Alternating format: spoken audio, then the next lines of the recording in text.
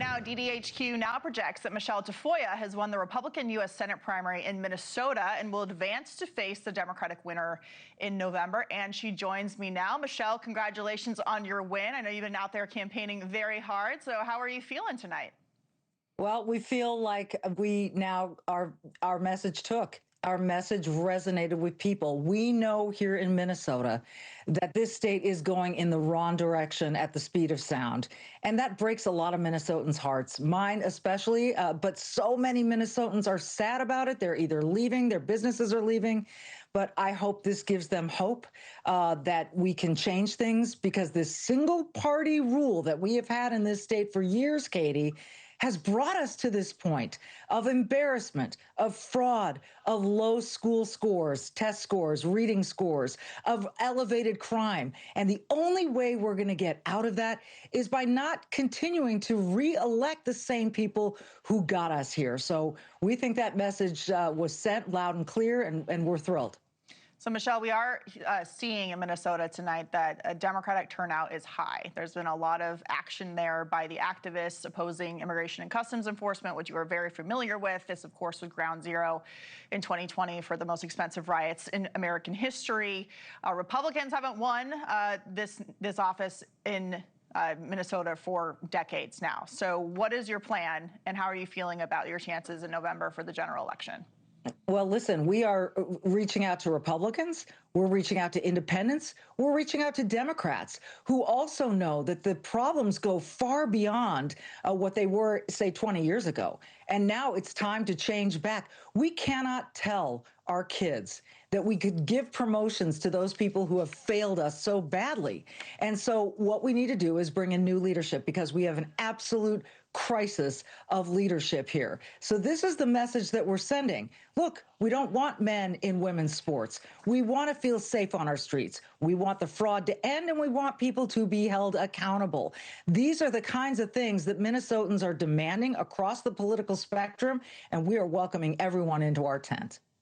So you've, of course, honed in on fraud in Minnesota. This is a nationwide problem, but especially in Minnesota. Democratic Senate contenders Angie Craig and Peggy Flanagan have tried to avoid responsibility for any of that, even though, you know, they've been in public office. Flanagan, lieutenant governor, has not worked at all to combat this fraud.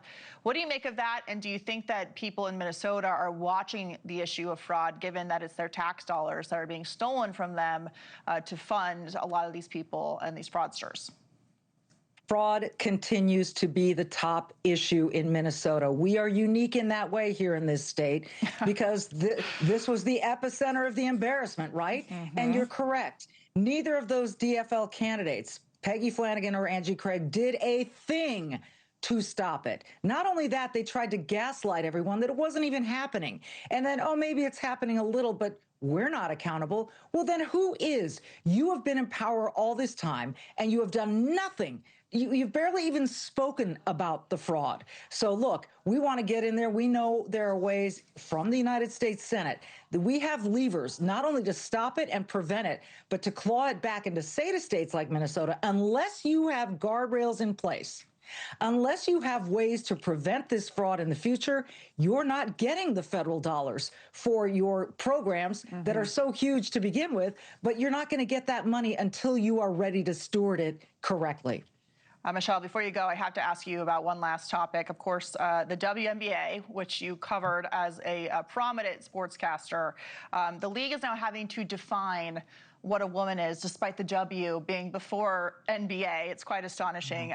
They're, of course, having to do this because Enes Kanter Freedom, who's a former NBA player, and your opponent tonight in the primary, Royce White, said that they were declaring officially for the WNBA draft and that they're qualified.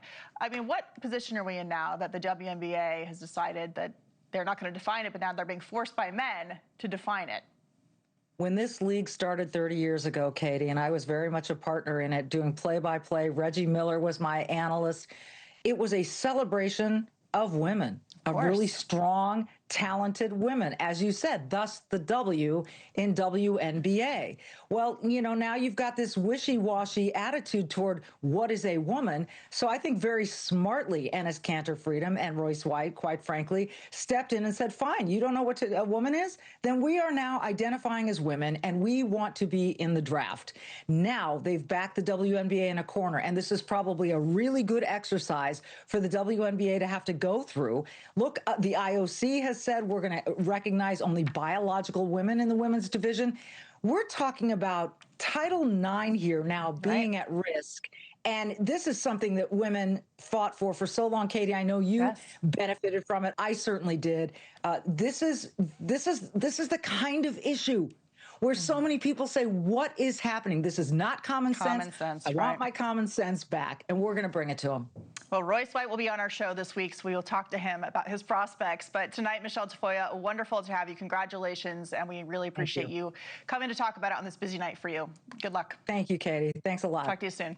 Thank you for watching. Subscribe below and download our NewsNation app right now on your phone, and you will get fact-based, unbiased news for all Americans.